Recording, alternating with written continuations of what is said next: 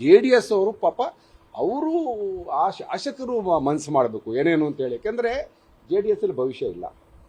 ದೇವೇಗೌಡರು ಈಗ ಫೇಲ್ ಆದ್ರಲ್ಲ, ನಾನು ಹೇಳಿದೆ ದೈತ್ಯ ಶಕ್ತಿ ಇವತ್ತು ಝೀರೋ ಆಯಿತು. ಅವ್ರು ಹಳ್ಳಿಗೆ ಬಂದು ಅವ್ರ ರಾಜಕೀಯ ಜೀವನದಲ್ಲಿ ಇಷ್ಟೊಂದು ಪ್ರವಾಸ, ವೆಂಕಟೇಶ್ ಕೇಳಿ ಎಲ್ಲೂ ಅವ್ರು ಇಷ್ಟೊಂದು ಪ್ರಚಾರ ಮಾಡಿರಲಿಲ್ಲ. ಅವರು ಎಲ್ಲ ಕಡೆ ಹೋಗ್ತಾ ಇದ್ರು. ಒಂದು ಗ್ರಾಮ ಪಂಚಾಯತಿ ಲೆವೆಲ್ಗೆ ಬಂದು ಇವತ್ತು ಪ್ರಚಾರ ಮಾಡಿದ್ರು. ಅವ್ರು ಜನ ಗೌರವ ಕೊಡಲಿಲ್ಲ, ಸಮಾಜ ಅವ್ರನ್ನ ಒಪ್ತಾ ಇಲ್ಲ, ಅವ್ರ ಕುಟುಂಬ ರಾಜಕಾರಣ ಒಪ್ತಾ ಇಲ್ಲ, ವಂಶ ಪರಂಪರಾಡಳಿತವನ್ನು ಒಪ್ತಾ ಇಲ್ಲ.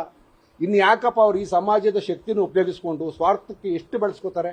ಇಡೀ ಕುಟುಂಬ ಅಧಿಕಾರದಲ್ಲಿ ಇರಬೇಕು, ಮನೆ ಮಕ್ಕಳು ಮೊಮ್ಮಕ್ಕಳು ಸೊಸೆಯಂದ್ರು ಇಡೀ ಹಿಂಗೆ ಈ ಒಕ್ಕಲಿಗರ ಶಕ್ತಿನ ಸ್ವಾರ್ಥ ಬಳಸ್ಕೊಂಡು ಎಷ್ಟು ಮಟ್ಟಿಗೆ ಸರಿ? ಆ ಒಂದು ಉದ್ದೇಶ ಇಟ್ಕೊಂಡು ನಾನು ಮಾತಾಡಿದ್ದೀನಿ. ಚುನಾವಣಾ ಫಲಿತಾಂಶ ಬಂದ ಮೇಲೆ ನನ್ನ ಮಾತಿನ ಅರ್ಥ ಅದಾಗಿತ್ತೆ ಹೊರತು ನಾನೇನೋ ಬೇರೆ ಬೇರೆ ಕೆಲಸ ಮಾಡೋಕ್ಕೆ ನಾನು ರೆಡಿ ಇಲ್ಲ. JDS ನಲ್ಲಿ ಭವಿಷ್ಯ ಇಲ್ಲ ಅಂತ ಒಂದಷ್ಟು JDS ನಾಯಕರು ನಿಮ್ಮ ಹತ್ರ ಏನೇ ಪ್ರಶ್ನೆ ಕೇಳಿದ್ರು ಇಷ್ಟೇ ಉತ್ತರ ಅಣ್ಣ. ನಾನೀಗ ಸದ್ಯಕ್ಕೆ ನನಗೆ ಇರುವುದನ್ನ ನಾನು ನೇರವಾಗಿ ಹೇಳಿದ್ದೀನಿ, ನನಗೆ ಯಾರು ಹೇಳಿಲ್ಲ ಹಂಗೆ ಮಾಡು ಅಂತ. ಕುಮಾರಸ್ವಾಮಿ ಅವರ ಈ ಆರ್ಭಟ, ಈ ಕುಯುಕ್ತಿ ರಾಜಕಾರಣಕ್ಕೆ ಒಂದು ಇತಿಶ್ರೀ ಆಡಬೇಕು ಅನ್ನೋದು ನನ್ನ ಭಾವನೆ. ಮುಂದೆ ಅವಕಾಶ ಸಿಕ್ತಾಗ ನೋಡೋಣ. ನ್ಯೂಸ್ ಫಸ್ಟ್ ನಿರ್ಭೀತಿಯಿಂದ ನಿಮ್ಮ ಪರವಾಗಿ.